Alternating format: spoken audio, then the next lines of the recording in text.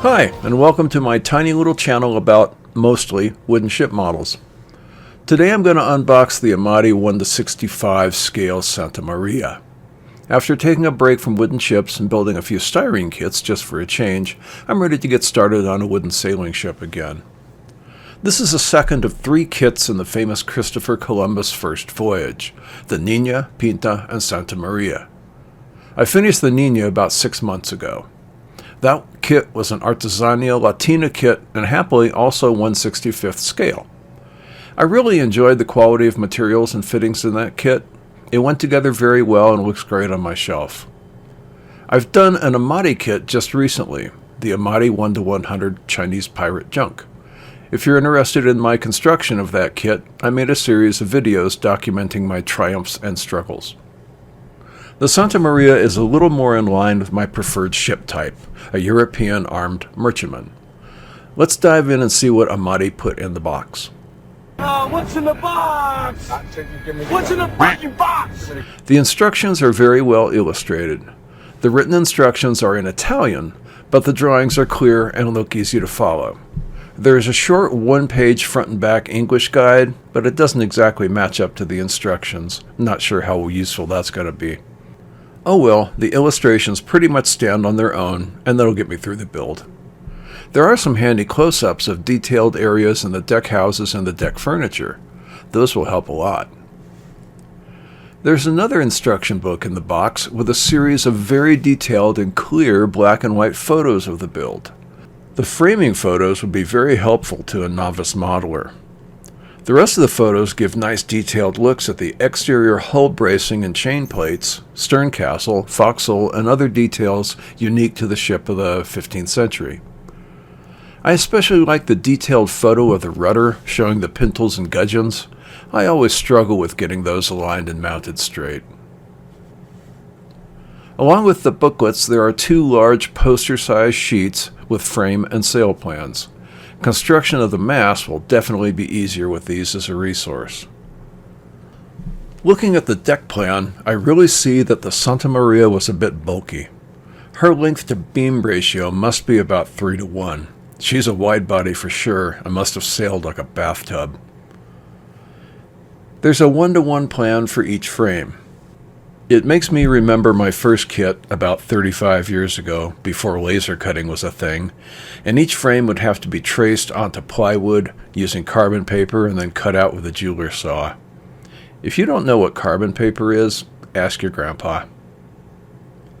There's a pretty fair rigging plan, but the tie-offs at the deck level are left to the builder's discretion and resourcefulness. This was also an issue in the Amati junk that I just finished.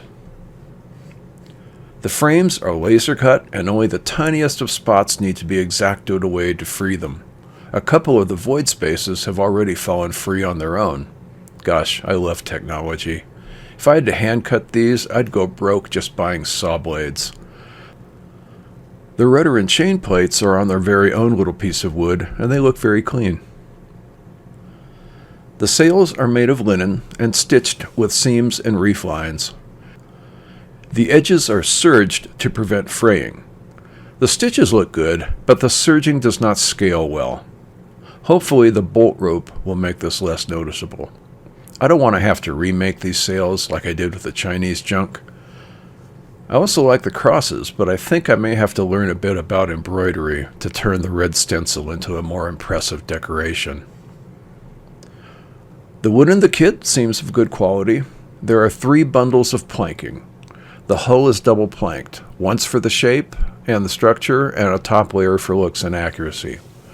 The inner planking looks like 1x4mm basswood, and the thin outer planking looks like mahogany, but I can't find the actual species listed anywhere in the documents. But who cares? It looks like good wood, and it'll take a Danish oil finish just like a champ. The deck planking is slightly darker, kind of a peach color. I think it's beechwood, just like the deck planking on the Chinese junk. It has very crisp edges and looks like it's up to spec. I'm pleased to see cast parts of decent quality included, notably the coats of arms, stern lantern, and figurehead. The stern lantern even has red plastic lenses. If I were a young man with better eyes and fine motor skills, this begs to have an LED installed. It wouldn't be that hard. No, I'd better not. Despite what my plastic modeling friends say, I've learned from past experience that the carpet monster will devour wood and brass just as easily as styrene and photo etch. Well, maybe not photo etch. That stuff vaporizes on its way to the floor. Anyway, the parts that I took out of their pouches to do these photographs are going straight into lidded portion cups for safekeeping until I need them. Now, as long as I don't lose the cup, I'm good. The guns are historically accurate. The 6 guns on the Santa Maria were technically not cannons, but smoothbore breech loaders called falconets. The carriages are period 2. This is a nice touch. Thanks, Amati. These door and window frames are going to look nice on the kit. Heart-shaped deadeyes, yes. Pre-made ladder parts, these really looked good on my Chinese junk, and they have very thin wood on the sides and steps for scale.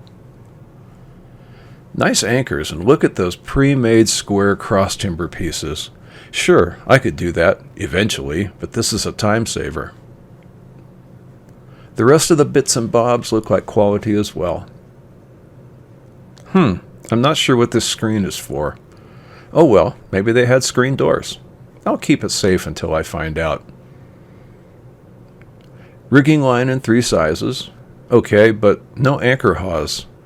Maybe they mean this flimsy stuff to be used? Well, I know I have some better stuff on hand from previous builds. I like the flags. Flags with good quality sailwork really make a wooden ship pop. Well, that's it for this kit. As much as the kid inside this old man loves to unbox a model, the real satisfaction is putting the last knot in the rigging and getting it on the shelf. I'm hoping to get this kit built over the next 4 to 6 months, and I'll be posting videos along the way. Thanks for watching. Soon may the wellerman come to bring us sugar and tea and rum.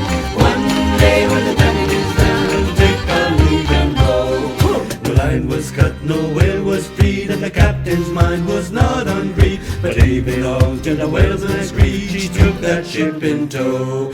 Soon may the wellerman